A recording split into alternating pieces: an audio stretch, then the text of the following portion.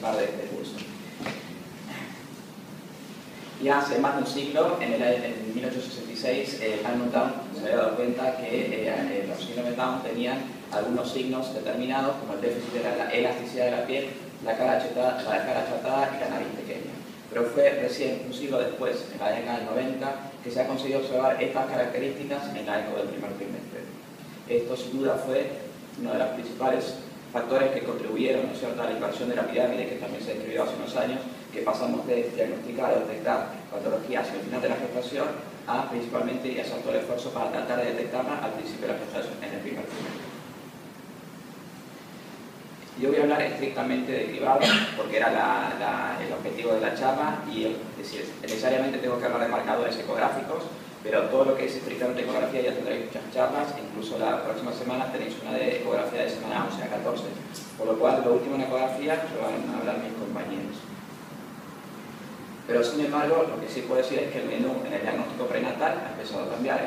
Todos lo sabemos, lo que estamos haciendo prenatal es que en los últimos años vimos aparecer cualquier cantidad de cambios en realidad. Antes era muy fácil poder cribar con un límite de edad, por ejemplo, materna de 35 años, es decir, a partir de ahí hacemos la amniocentesis, pero ahora realmente en los últimos años cambió. Cambió, por un lado, el concepto del cribado, con la descripción de muchísimos marcadores y muchísimas cribados diferentes, y luego también cambiaron y aparecieron muchas técnicas diferentes desde el punto de vista genético, sean utilizadas a partir de células obtenidas en amniocitos o virus sensorial. Sí, vemos el FIS, la QF, el BOS, una serie de técnicas nuevas que hacen que haya empezado a cambiar un poco lo que uno puede ofrecer. Y también en los últimos años el diagnóstico de alteraciones cromosómicas en sangre materna, que eso es algo bastante nuevo.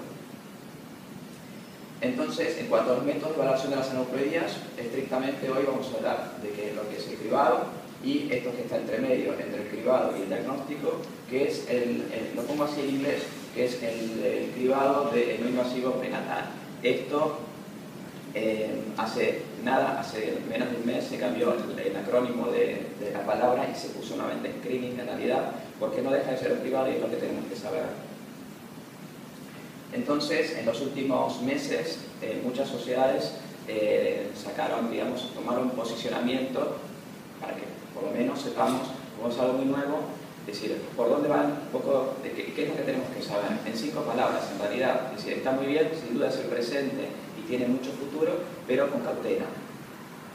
Simplemente la previsión es, por ejemplo, en el caso de que usáramos esta técnica nueva, el ADN fetal de plasma materno, en la población que previamente seleccionamos de alto riesgo por el cribado convencional, con esta técnica nos daría negativo en el 99.9% de los casos. Con esto confirmamos la negatividad, es decir, tiene un altísimo valor predictivo negativo. Y en el caso de que fuera positivo, el segundo paso sería el método invasivo tradicional, coreo o amniocentesis. Con esto reduciríamos muchísimo la cantidad de métodos invasivos que tenemos que hacer por esta causa concreta. Visto de otra forma, por ejemplo, el más práctico, ¿no es cierto?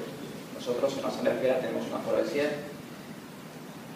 Si tuviéramos 1000 pacientes, por ejemplo, hoy en día, con el método de cribado normal, sabiendo que tiene una tasa de positivos como más o menos aproximada de cribado del 5%, estaríamos haciendo cerca de 50 amniocentesis, que es lo que hacemos por esta indicación concreta de aneuploidías. En cambio, con la introducción del NIPS, es decir, primero el cribado combinado y luego el diagnóstico en sangre materna, con esto reduciríamos la cantidad de amniocentesis en 1000 a mucho menos de una amniocentesis, pero con diferencia. Simplemente por mencionar esto que hace relativamente poco tiempo, que es de la Sociedad Internacional de Diagnóstico Prenatal, nos dicen lo siguiente, 5 palabras solamente. Primero, que son seguros a día de hoy solamente la trisomía 18, la 21 y la 18, nada más. La sensibilidad para la trisomía 3 es muy baja, es mucho menor que las 2 primeras. Y luego que la sensibilidad para los cromosomas sexuales es inaceptablemente baja a día de hoy. Luego, lo que tenemos que saber, que hoy en día todavía el mejor estándar de diagnóstico siguen siendo los métodos invasivos. Por eso el cambio a screening. Altísima seguridad, pero sigue siendo screening. Luego, que la mayor parte de los trabajos que se hicieron hasta el día de hoy se validaron analíticamente en forma retrospectiva en sueros congelados de pacientes que habían sido clasificadas como de alto riesgo. Correcto, entonces tenemos que ser cuidadosos y de momento esa sería la única indicación. Pacientes seleccionados previamente como alto riesgo. Luego, a día de hoy, hay información suficiente para ser empleada en embarazos múltiples. Luego, también, aquí pone, ojo, porque estamos hablando de ADN fetal, es cierto, pero en realidad es de origen placentario. Y estamos de nuevo con lo mismo, el mismo problema que la biopsia corial, que puede tener en un porcentaje muy bajo el mosaicismo, digamos, confinado a placenta. Y eso también puede ser causa de errores en el diagnóstico. Y luego, la cantidad previa de la que partimos de ADN en la concentración en sangre materna, hoy ya está estandarizado que por lo menos sea a partir de la semana 10, pero hay factores también que influencian, digamos, en ese valor previo. Por ejemplo, uso de peso, un índice de masa corporal elevado, etcétera, que hacen que eso produzca demoras, digamos, en dar un resultado determinado. Volviendo a lo tradicional, el método de valoración de las anosmiologías, lo que el cribado convencional se basa en marcadores epidemiológicos, ecográficos y bioquímicos, que es de lo que vamos a hablar hoy. ¿Cuál es la base de cribado principalmente y en forma rápida? Bueno, partimos. Primero, lo que tenemos que saber es que es un cribado secuencial, ¿correcto? Partimos de un riesgo general determinado, cualquiera, la paciente está ahí, antes de que pase por la puerta para hacerse la eco y antes de que se pinche analítica, esa paciente ya tiene un riesgo determinado, que ahora vamos a hablar. Posteriormente, con la utilización de marcadores, lo que hacemos es individualizar ese riesgo concretamente específico para esa paciente. Dijimos que el cribado se basa en marcadores. Todos los marcadores que utilizamos a día de hoy en el cribado prenatal son todos imperfectos. El marcador perfecto es este, el que logra discernir o discriminar perfectamente su presencia o ausencia la población sana de la población enferma. ¿Correcto? Esto es diagnóstico, pero nosotros todos los marcadores que utilizamos están estelados. ¿Estelados por qué? Porque están muy bien, hay diferencias entre la proporción de fetos afectos y fetos sanos, pero siempre tienen un solapamiento de curvas, una zona gris que no sabemos si es una cosa o la otra, ¿correcto? Eso está medido con una distancia y que por lo menos en el primer trimestre, porque todos sabemos ya hace tiempo que el mejor marcador con diferencia es la TN, es decir, cuanto más se separan esas curvas poblacionales, mejor es el marcador. Cuanto más solapan curvas, peor es ese marcador.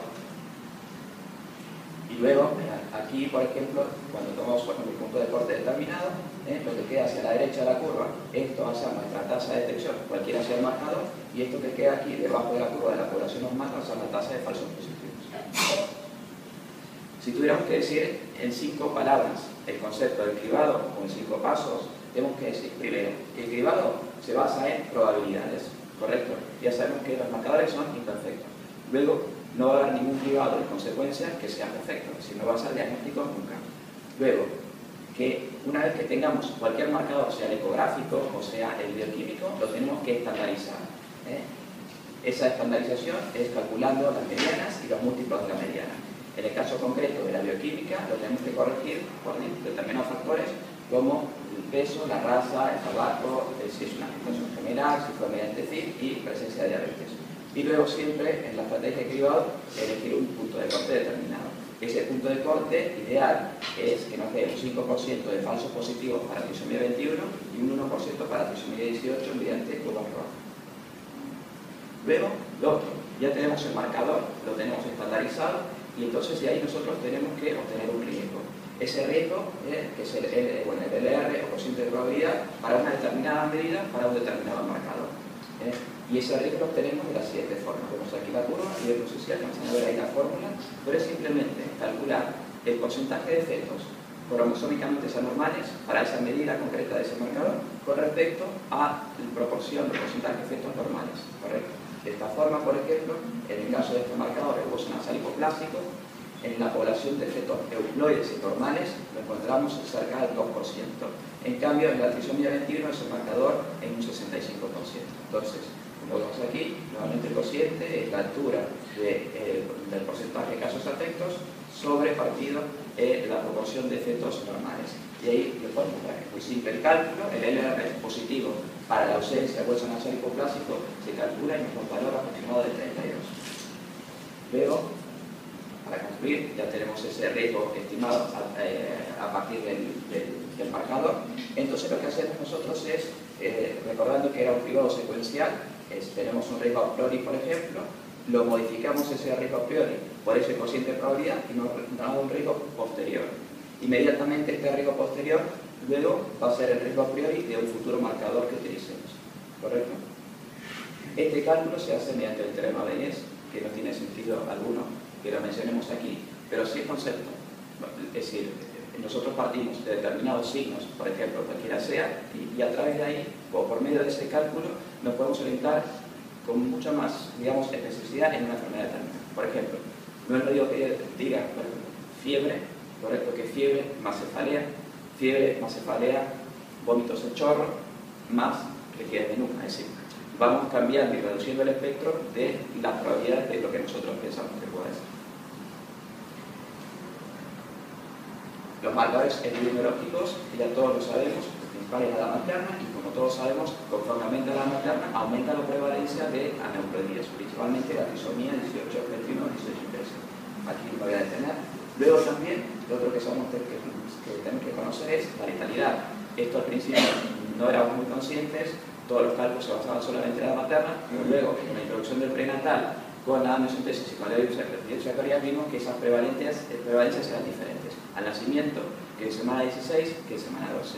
Por ejemplo, la trisomía 21, la mortalidad intraútero de la trisomía 21 es alrededor del 20%, de semana 12 al término, y la trisomía 18 y 13, la mortalidad intraútero es cercana al 80%.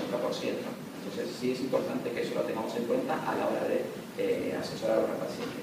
Y por último, en cuanto a los epidemiológicos, el embarazo previo afectado por una trisomía, que eso aumenta el riesgo en un valor de 0.75.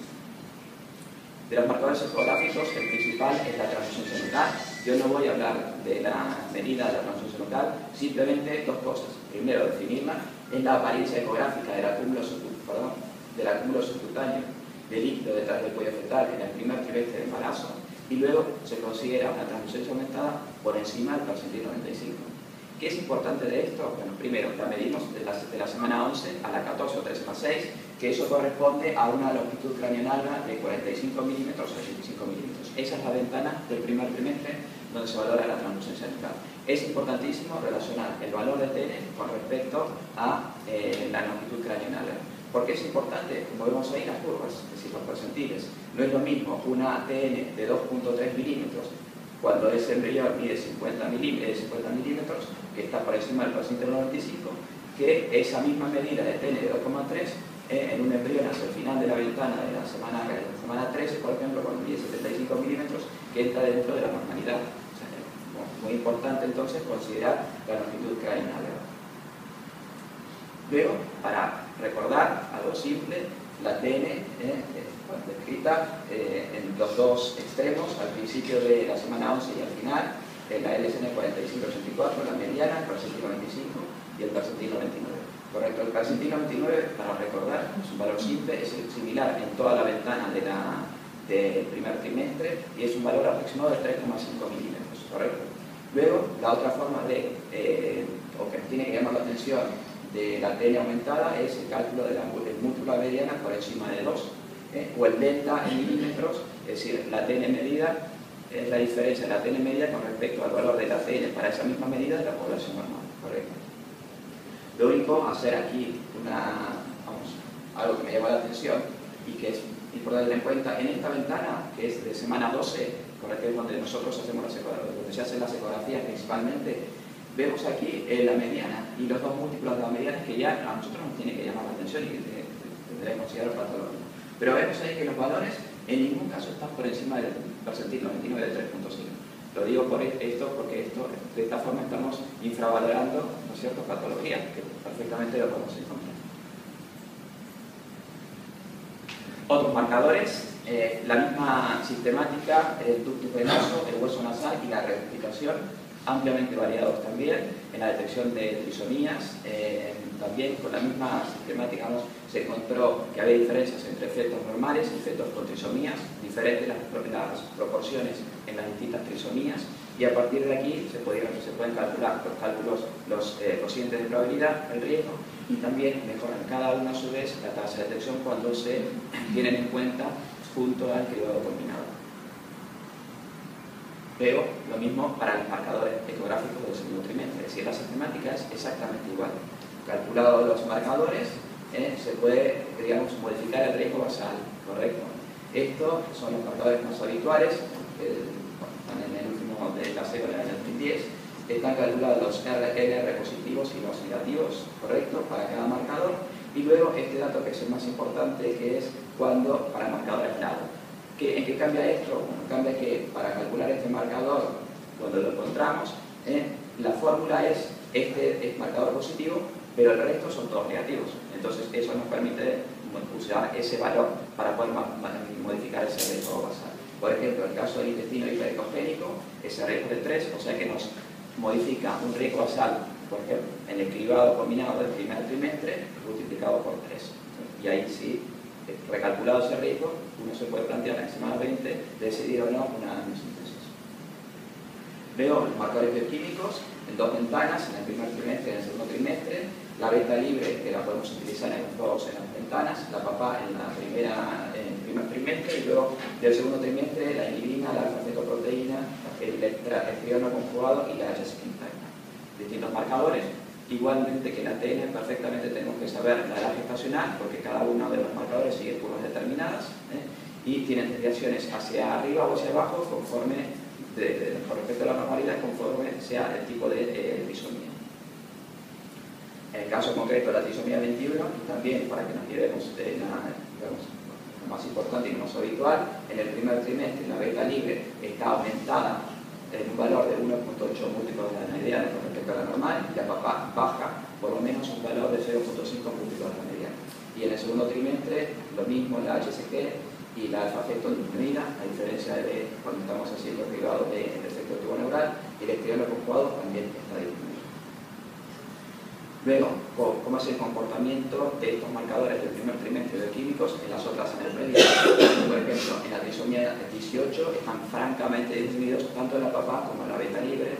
La trisomía 13 también están disminuidos, pero un poco en menor medida en la papá. Y después en el Turner, la papá es similar el valor y está apenas aumentada en la free beta, el valor de la beta H-secundina. Con todos estos marcadores que ya estuvimos hablando, se establecieron distintas estrategias de cribado para poder ser implementadas en la práctica, ¿correcto?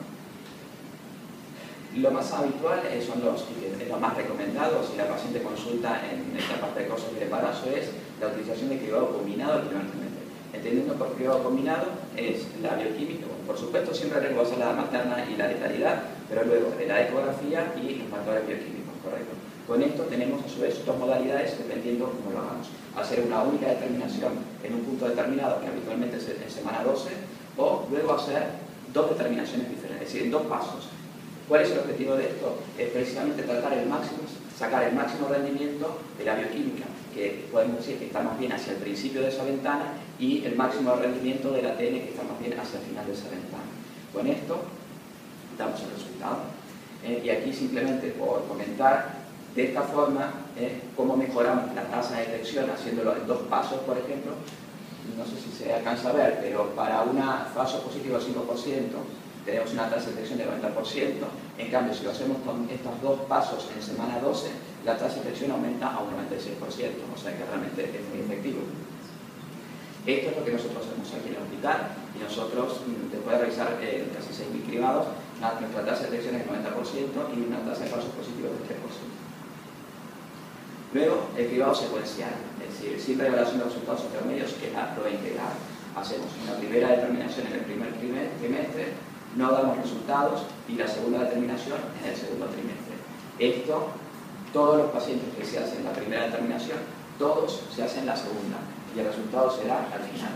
Esto es un poco cuestionable porque se pierde la posibilidad de la paciente, si ya sabemos que tiene un riesgo alto, de ofrecer un metinocido precoz. Luego, el secuencial, pero con revelación de resultados. Aquí es diferente. Hacemos primero también en el primer trimestre el cribado, correcto, y ya tenemos resultados diferentes al anterior. Ese resultado, tenemos un punto de corte determinado, por ejemplo 1:250, que nos divide a la población en dos grupos, alto riesgo, bajo riesgo. Alto riesgo se le ofrece el método invasivo, y el bajo riesgo pasa en el segundo paso. Aquí vemos que que solamente las de bajo riesgo pasan al segundo paso intermedio, digamos, correcto, a diferencia del integral. Ese segundo paso es analítica, por ejemplo, de los marcadores de bioquímicos del segundo trimestre y posteriormente damos resultados. Y esos resultados pueden ser de dos formas, es decir, teniendo en cuenta y modificando el riesgo previo dado en el primer trimestre, que es lo correcto, o no tener en cuenta, ser independiente y solamente asignar el riesgo dado, es decir, que eso no es lógico ni correcto. Luego, lo otro, muy similar también, el cribado secuencial con revelación de resultados después del primer trimestre, pero ahora es contingente, es decir, hacemos la determinación y tenemos resultados.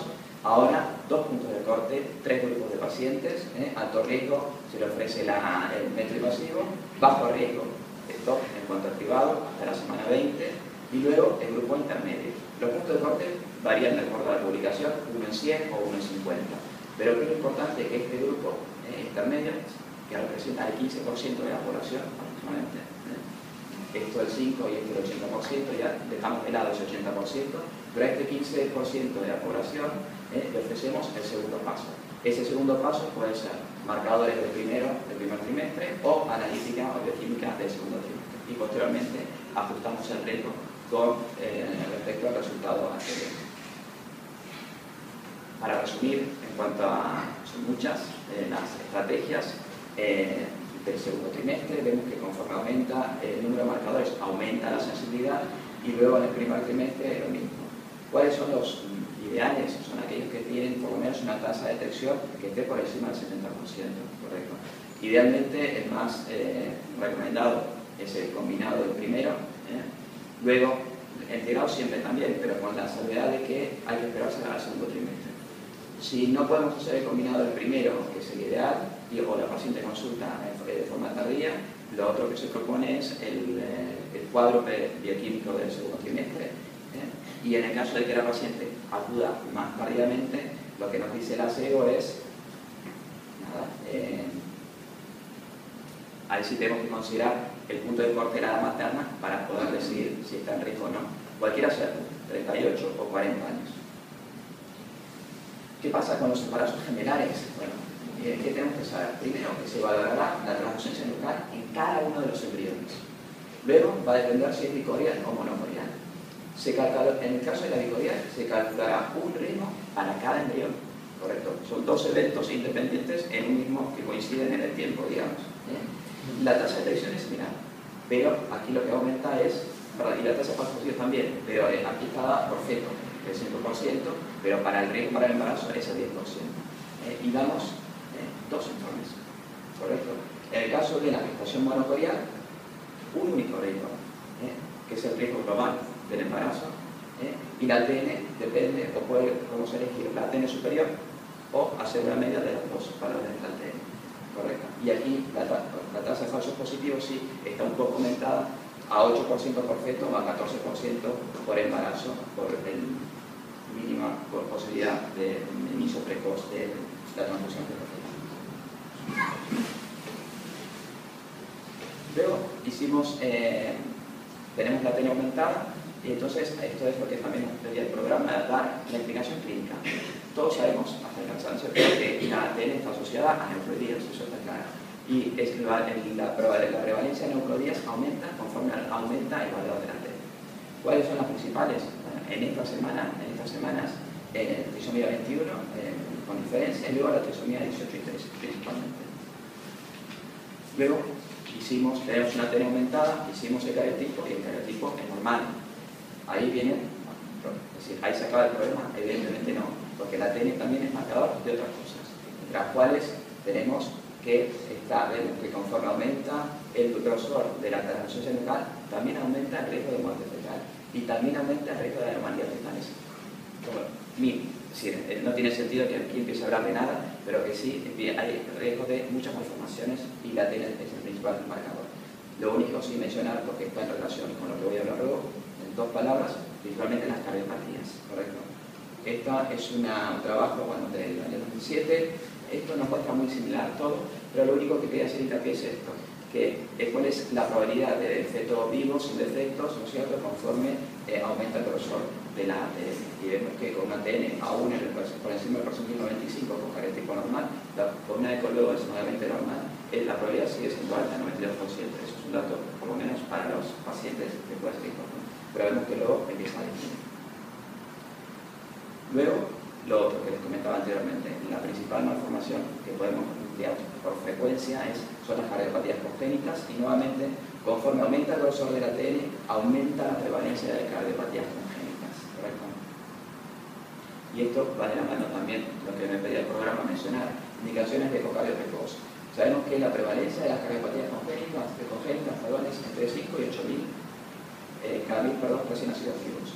Que el método tradicional, con lo cual siempre escribábamos a las cardiopatías, historia clínica, diabetes o el feto previo con cardiopatía, solamente detecta un 10%, es decir, es baja la capacidad de detección, la tasa de detección según los antecedentes. Entonces, era necesario un método de cribado que identificara mejor ese grupo de alto riesgo. De aquí es donde adquiere importancia también otros marcadores, por eso tampoco lo mencioné mucho al principio, la ATN aumentada, el ductus y la reducción inductiva. Esto que tenemos que saber, que una ATN aumentada aumenta esa prevalencia que acabo de mencionar cuando está por encima del percentil 95, 2 veces y media. Y cuando está por encima del percentil 99, aumenta 10 veces la prevalencia de cardiopatías. Entonces podemos decir que la ATN predice esa presencia de cardiopatías mejor que los factores de riesgo basales, ¿correcto? La edad, la antecedente de cardiopatías, familiares, etc. Aunque con una tasa de detección modesta. ¿Por qué? Cuando valoramos la tasa de detección para el trisomía 21 de la ATN, estamos en un 75%. Aquí, si veis, una ATN por encima del percentil 95, la tasa de detección es del 35%. Es baja, pero mucho mejor que los otros marcadores. Y luego, por encima del percentil 99, es del 20% aproximadamente. Luego, lo que nos dicen es qué punto de corte tomar. Eso ya va a depender de la capacidad de absorción de trabajo de cada, digamos, servicio. Es decir, son muchas las pacientes que están por encima del percentil 95 y son menos las pacientes que están por encima del percentil 99. Luego, lo que nos dicen es que también estos marcadores también se vieron que están aumentados, es decir, los son patológicos, aumenta la prevalencia de cardiopatías. Y lo ideal es combinar estos tres marcadores. Por ejemplo, el ductus venoso patológico, en forma aislada, aumenta la tasa de detección es del 28%, que no está mal tampoco, correcto. Pero luego vemos que, si tenemos en cuenta, por ejemplo, la ATN aumentada y el ductus, en el percentil 95 ya estamos diagnosticando una tasa de detección del 47%, que es mucho mejor. ¿Cuál es la recomendación? Bueno, yo lo que encontré es que lo más razonable para tener en cuenta es que una ATN aumentada por encima del percentil 99, tenemos que tomar una conducta, y un ductus reverso o una reducción trifásica con una ATN aumentada también, aunque esté por debajo del percentil 99, también es una práctica aceptada para hacer una ecocardio precoz, ¿correcto? ¿Por qué? Porque aquí encontramos bajo número de casos con una alta prevalencia de cardiopatías. Luego, ya para concluir, lo otro que también siempre nos preguntan, ¿cuál es el significado de la bioquímica alterada? En otras palabras, casi todos los marcadores están relacionados básicamente con estas alteraciones, digamos, como ejemplo la preeclampsia, el bajo peso al nacer, el nacimiento preterno o los muertes fetales antes o después de semana 24. Pero ¿qué tenemos que saber de esto nosotros? Es lo siguiente. Primero, que la sensibilidad es bajísima. Es decir, de todos los pacientes que desarrollan una complicación determinada, ¿correcto?, son pocos los que tienen alterado ese marcador. Y luego, que el valor predictivo positivo es bajísimo también. Es decir, que si tenemos una PAPA muy baja, es muy poco el riesgo de que esa paciente realmente desarrolle una complicación. A día de hoy, entonces, la recomendación es que hasta que no se demuestre nada, en principio, nada de todo esto justifica algún cambio en la conducta de los humanos.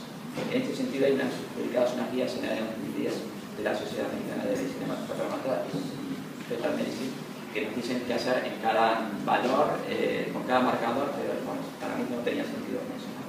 Por último, ¿cuál sería, que también está en el programa, el manejo de la tecnología? Hacemos la ecografía y lo primero que tenemos que hacer cuando vemos una ATN aumentada es plantearnos ese eucariotipo. Está claro que una ATN aumentada por encima del percentil 99 ya es indicación de eucariotipo directo.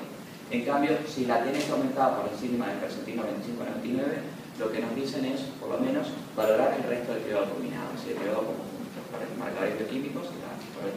Luego, la salvedad de esto se hace luego en la eco de semana 20. En cambio, cuando tenemos una TN aumentada aparte del PEI de característico, es hacer una eco precoz en semana 14 y 16. Aquí podemos encontrar que diagnosticamos malformaciones o que una eco completamente normal. Luego es el segundo paso, es la eco de semana 20. O lo otro es que no encontramos malformaciones, pero persiste, que en este caso ya en el segundo trimestre se llama edema nucal. Entonces, en estos casos, de momento, lo que se dice es solicitar TORCH y parvovirus en sangre materna. Ya luego, otro capítulo y otra charla es qué pruebas genéticas se podrían pedir. Eso es todo.